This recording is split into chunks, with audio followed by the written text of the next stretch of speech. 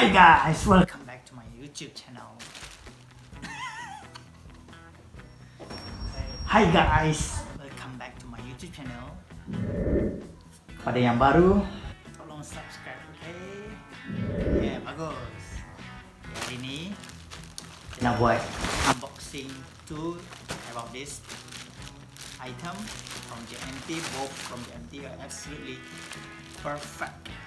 Semalam order and today arrived. So fantastic. Kita buka yang mana dulu ya. Rasa yang this one I know this product, kind of product this one. So kita buka dulu, okay? Yang pasti this one is not for me. Wow.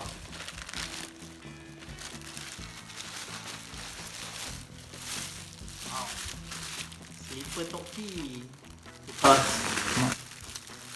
saya nak sibuk cakap slipper dia buruk jadi slipper baru. So we got for him only how many? 12 ringgit I think, a bit cheaper from the pasar malam lah. Okay, another one. Wow, slipper makna. Cari slipper untuk bedah kita. Oh, mantap bye. Kalau orang muat ke tak, pasti murah aja, RM8.90. Boleh lah, pergi akun save, pergi 99.99. Last, this product. Very excited for this one. So let's open it. This one from, wow, sa berbalut guys. Apa ni? Hadiah ke? Aduh, takutnya. Sorry, even though the packaging is very good, but I have to demolish of this one because it's easy for me to open. Oh, ada polystyrene lagi dalam.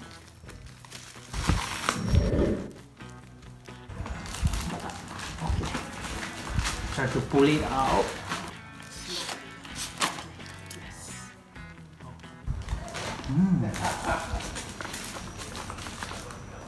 Jom, besar ni. Rasa-rasa mendapat. Tak baik. Pisau.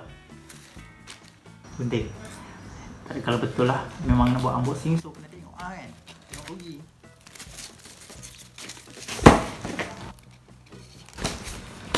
Satu, dua, tiga.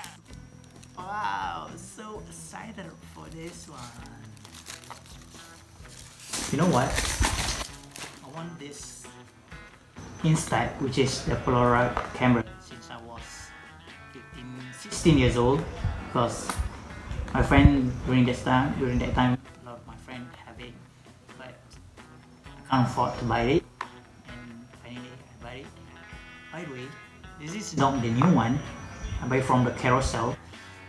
It's more cheaper because it's second hand. Even though it's second hand, she tell me the product is very good and dia record semua video, tunjuk cara ajar, because I'm not familiar with this product. So let's open. Wow, so sweet of her. During the tutorial, she took this picture. Oh, so sweet. Right. Ta-da. 1, 2, 3, 4, 5. Ta-da! It's very nice.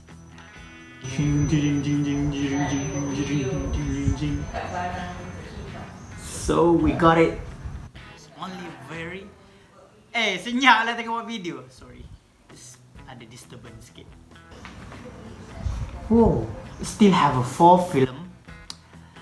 I will try the... Nampak tak? Ada 4 film.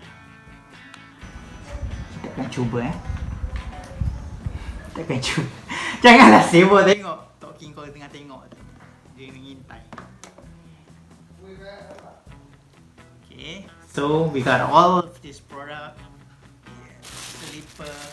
Ta-da! I will show you guys how to use this one. I'm very excited for this product. Bye bye. See you guys later for my YouTube channel. Bye bye.